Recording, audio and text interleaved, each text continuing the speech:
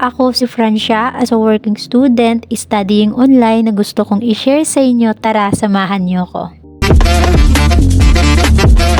Hi guys, ngayong araw kagigising ko nga lang po pala sa mga oras nito, kaya samahan niyo ako para magluto ng almusal. Bago nga pala ako magluto ng almusal, nagsuklay nga rin pala muna ako. Everyday ginagawa din sa umaga ay talagang nagsusukla ako ng buhok, lalo na babae ako. At ngayon naglagi na nga rin pala ako muna dahil nga may 45 minutes pa ako para mag-aral ng konti. At ngayon dahil natapos na yung 45 minutes, inayos ko na yung mga pinggan na hinugasan ko kagabi. Akala ko nga ay magluluto pa ako ng ibang ulam, pero ngayon lang boiled oil lang pala yung lulutuin ko. Dahil nga may natira pang ang ulam, kaya hindi na ako magluluto, kaya yun lang talaga yung lulutuin ko. Fast forward, tanghali na ng mga oras na to at galing na kami sa baba, pero yung alaga ko nasa kaininang niya, kaya nainit na ako ng para sa lunch namin. Hindi ko na nga rin pinapakita kung paano ako mag-alaga ng bata, hindi ko na siya sinasali kasi baka mababayaan pa natin siya. Bali, init ko na nga rin pala dyan na yung nilaga dahil may niluto yung amo kong nilaga, so yun yung ulam naming lunch.